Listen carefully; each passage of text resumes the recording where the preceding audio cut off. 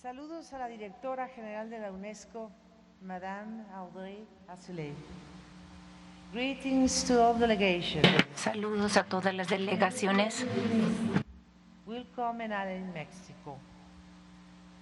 En representación del presidente de México, Andrés Manuel López Obrador, tengo el agrado de ofrecer unas palabras para ustedes. Como lo saben, México es una nación con culturas milenarias, cuando menos 5 antes de nuestra era: la teotihuacana, la zapoteca, la mixteca, la maya y la que se conoce como cultura madre, la olmeca. Desde hace más de 3000 años, en gran parte de Mesoamérica, estas civilizaciones ya contaban con su propia lengua y escritura, sus medios de producción alimentaria, intercambio comercial, expresiones artísticas y cultos politeístas. Después de Cristo, algunas de ellas decayeron y tomaron vigor en otras como la tolteca, la mexica y el esplendor maya. Unas más, otras menos, llegaron hasta Costa Rica y Panamá. Con la dominación española en el siglo XVI, hubo un enriquecimiento mutuo y en los últimos tiempos, a partir del siglo XIX, por migraciones de americanos del norte, europeos, asiáticos, sudamericanos y países del Caribe. Hace unos 80 años, cuando todavía se hablaba de tipos de raza en la especie humana, se ensalzaba o se despreciaba, según el caso, a personas por su aspecto físico. Décadas después, los científicos concluyeron que no hay razas en la especie humana, sino que cada uno es parte de una misma especie biológica. Esto quiere decir que todos somos iguales, aunque varíe nuestro color. Somos herederos del Homo sapiens. Sin embargo, por más que se ha explicado el punto, el racismo vive con insidia e impunidad. Esto es, se relega a hombres y mujeres por alguna supuesta inferioridad biológica y cultural, estigma establecido por una raza cumbre o superior. El racismo como ideología, aunque se proscriba y condene, sigue lacerando la dignidad humana. En nombre de la raza, los racistas menoscaban a quienes no representan el modelo de belleza física o de inteligencia de otros. Lo digo sin cortapisas, porque reconocer esta desgracia que habla mal de nosotros como humanidad y hacer algo efectivo para aminorarla es el punto de partida para alcanzar algún día una cultura de respeto entre todos los que vivimos en la casa común.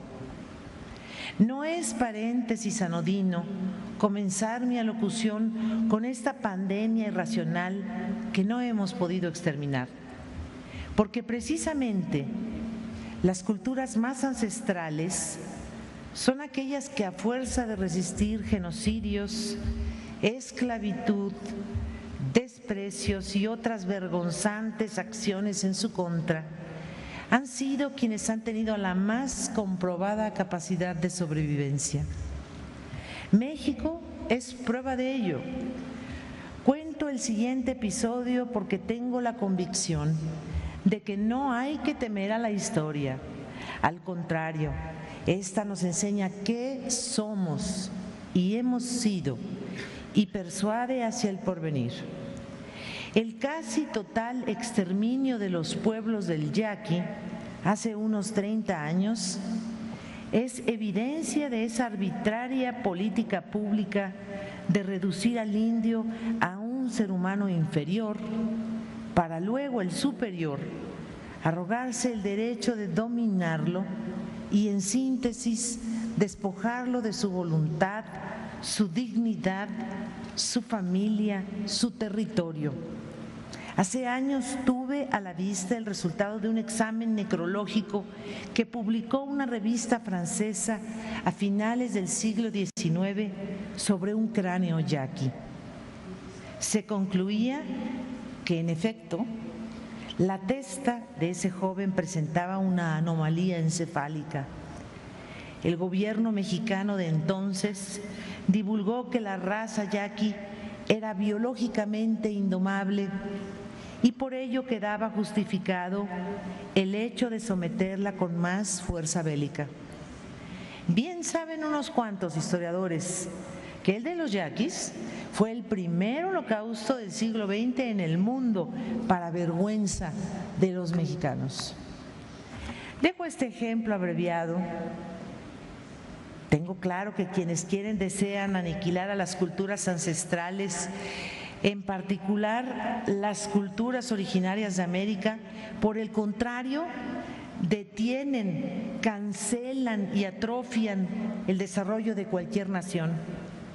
Suponer que una cultura aborigen es involucionada pauperiza de cuerpo entero el alma de quien así lo juzga. Es racista. Al contrario, retrotrae el desarrollo de la humanidad, que no es homogénea ni hay pensamiento único.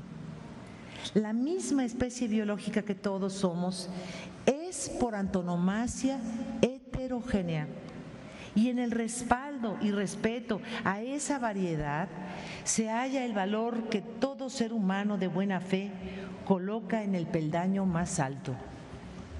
Pero, ¿qué es cultura? A finales del siglo XIX occidental, por ejemplo, la palabra no se hallaba en los periódicos. Se conferenciaba sobre las bellas artes y muy en particular sobre la poesía, el teatro y la ópera. En México, algo sobre teatro de carpa y la comedia. En revistas y publicaciones europeas, la vestimenta y rituales, lenguas indígenas entraban en el terreno de la antropología. Hoy también, pero con otra connotación, y su exaltación iba orientada al descubrimiento de lo exótico de África, de América. Si por exótico se entiende, abro comillas, que procede de un país o cultura lejanos y desconocidos, cierro comillas según el diccionario, no habría problema.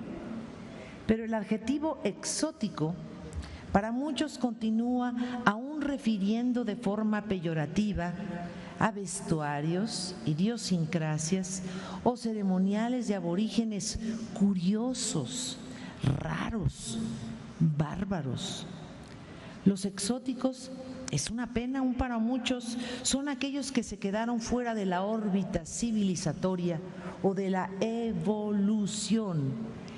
Par de palabritas de compleja definición, pues por más que se determine por un lado que son, abro comillas, conjunto de ideas o creencias de un grupo, y por otro, nuevamente abro comillas, cambios graduales de algo en una comunidad, son palabritas, repito, que dejan un largo envanecimiento de desprecio.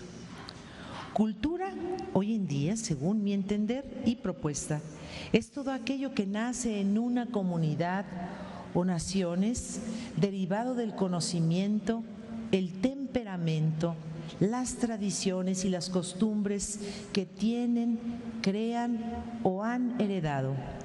Cultura ya no es más en exclusiva el arte de tocar el violín o la figura de mármol. Cultura es el arte de crear en un tiempo y un espacio, y como ambos varían de manera inevitable, se tiene por cierto entonces que la cultura no es sin el hombre, sin la mujer, quienes también van cambiando. El racismo cultural, pienso, reduce a la creación y al arte en todas sus manifestaciones a modelos clasistas o elitistas que menoscaban a los que creen inferiores y a los cuales hay que hacerles entender que al agredir a otro se agreden a sí mismos, a la cultura universal, a la cultura histórica, a ese constructo en donde antiguos y presentes cada uno ha contribuido con una parte.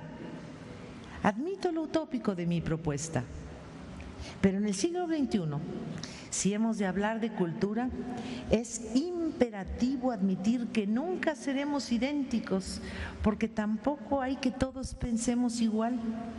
No hay un solo modelo a seguir.